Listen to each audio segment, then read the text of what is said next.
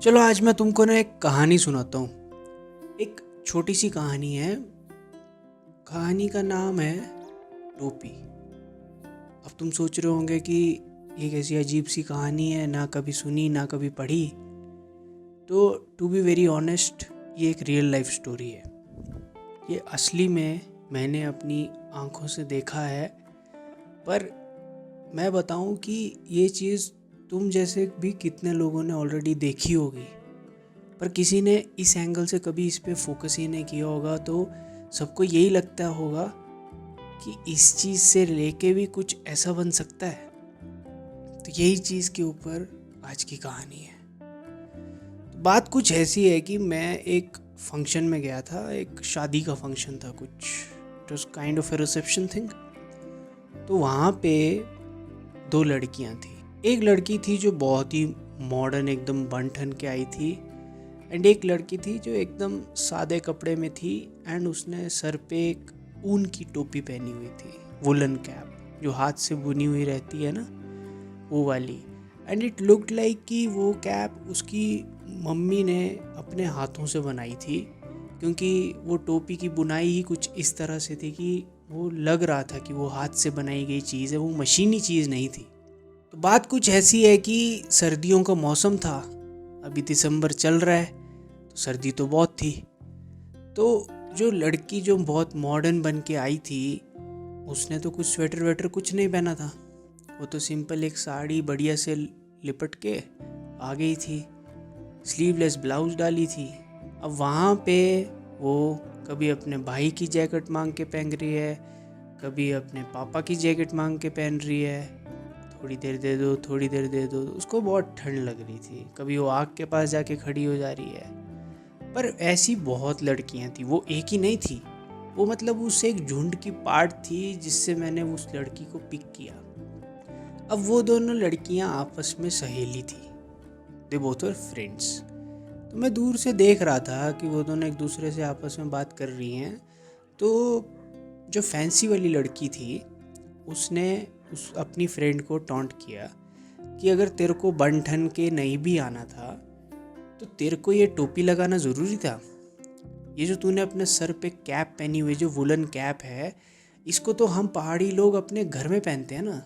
पहाड़ी मतलब हम माउंटेन्स में रहने वाले लोगों को हम लोकल में यहाँ पे पहाड़ी कहा जाता है। तो इसको तो तुम लोग घर में पहनते हो। वो लड़की उसको कह रही थी तू इसको यहाँ पे क्यों पहन के आ गई है। तो वो लड़की उसको कहने लगी कि यार मेरे को तो ठंड लग रही थी, अब मैंने तो पहन ली। अब मैंने तो ऐसा सोचा नहीं कि मैं ऐसा होगा या अच्छी दिखूंगी या नहीं दिखूंगी, या लोग मेरे बारे में क्या सोच रहे हैं। तो वो लड़की उसको कहती कि यार लोग तो जिन्होंने जो सोचना था और जो बोलना था सब पीठ पीछे तेरा मजाक बना रहे हैं। अब तू मेरी फ्रेंड है, मेरे को तेरे साथ बैठना पड़ रहा है, और तेरे साथ बैठ के मेरी इमेज भी डाउन हो रही है। तो इतनी सी बात हो गई। तो उसी उसमें उस लड़की ने उससे एक कुछ ऐसी बात कह दी जिसको कह के वो फैंसी वाली लड़की एकदम चुप हो गई। जो फैंसी वाली लड़की थी उससे टोपी वाली लड़की ने कहा कि देख, तूने ढंग के कपड़े नहीं पहने हैं, सर्दी इतनी हो रही है, क्योंकि तेरे को लोगों में अच्छा दिखना था। तेरे को फंक्शन अटेंड करना था या नहीं करना था वो तो सेकेंडरी बात है, पर तेरे को अच्छा दिखना था ताकि लोग बाद में तेरी बात करें और तेरा कोई मजाक नहीं उड़ाए। एंड तेरे बारे में अगर कुछ भी बात हो रही है तो वो अच्छी ही बात हो, क्योंकि तेरे को फ़र्क पड़ता था इन सब बातों से कि लोग मेरे बारे में क्या सोचते हैं। जबकि मेरा बिल्कुल उल्टा था। मेरे को तो ऐसे था, मैं घर की बाहर निकली फंक्शन अटेंड करने से पहले और मैंने देखा कि सर्दी तो बहुत है, रात को शायद बर्फ़ भी पड़ जाए फंक्शन से आते आते, तो मैंने तो टोपी पहन ली क्योंकि मेरे को ठंड लग रही थी। मेरे को इस बात से लेना देना नहीं था कि लोग मेरे बारे में क्या सोचेंगे कि मैंने ये टोपी पहनी है, कि क्यों पहनी है, मैं कैसी दिख रही हूँ, मैं अच्छी दिख रही हूँ, बुरी दिख रही हूँ। वो मेरी मर्ज़ी है। ये टोपी पहनना भी मेरी मर्ज़ी थी, ये डिसीजन लेना मेरी मर्ज़ी थी, इसमें लोगों का कुछ लेना देना नहीं था। ये टोपी मेरी है, चॉइस मेरी है, लाइफ मेरी है, और ठंड तो इन्वायरमेंट की है। अब इस ठंड से बचने के लिए मैंने टोपी पहन ली, तो इससे मेरे को ही फ़ायदा है, उन लोगों का तो कोई फ़ायदा है नहीं इसमें। अब ये बात सुन के फैंसी वाली लड़की थी वो तो शांत हो गई, चुप हो गई। और थोड़ी देर में जब उसको बहुत ज़्यादा ठंड लगने लगी तो ये बात उसके अंदर घुसती गई, और उसको ये समझ आने लगा कि पब्लिक ओपिनियन के बारे में फ़िक्र करते हुए उसने अपना ही नुकसान कर लिया है। उसको इतनी ठंड लगने लग गई क्योंकि मौसम ही ऐसा था कि बाकी लोग तो सब जैकेट वैकेट पहन लिए, गाड़ी में रख के लाए थे, पर वो अकेली घूमती रही फिर बाद में ऐसे ही ठंड में, और इसी करके उसको जल्दी अपने घर वापस जाना पड़ गया, पूरा फंक्शन भी नहीं अटेंड कर पाई। तो गाइस, इस कहानी के उससे मैं आप लोगों को ये बताना चाहता था कि अपनी लाइफ में हम जब भी ना पब्लिक ओपिनियन, पब्लिक फैक्टर को वैल्यू करना शुरू कर देते हैं ना, तो हम अपनी लाइफ का कंट्रोल दूसरे लोगों को दे रहे हैं। जब भी हमारे दिमाग में ये ख्याल सबसे पहले आ जाता है कि यार वो क्या सोचेगा या वो क्या सोचेगी या लोग क्या कहेंगे, सबसे बड़ी चीज़, तो तुम्हारी लाइफ डाउन साइड जाना शुरू हो जाएगी। तुम्हारी लाइफ का कंट्रोल तुम्हारे हाथ में नहीं है भाई। तुम्हारी लाइफ का कंट्रोल तुमने लोगों को दे दिया है, और लोगों को पता भी नहीं है कि तुम्हारी लाइफ का कंट्रोल उनके हाथ में है, क्योंकि लोगों को एक्चुअली फ़र्क पड़ता नहीं है। पर ये हम ऐसा सोच बैठते हैं हर बार कि उनको फ़र्क पड़ेगा। अब देखो, तुम्हारे ऊपर अगर कुछ बात हो भी जाती है, कुछ मजाक बन भी गया किसी बात का, अभी के लिए हंसेंगे, 5 मिनट बाद लोग भूल भी जाएंगे कि ऐसा कुछ हुआ भी था। किसी को कुछ फ़र्क नहीं पड़ता है।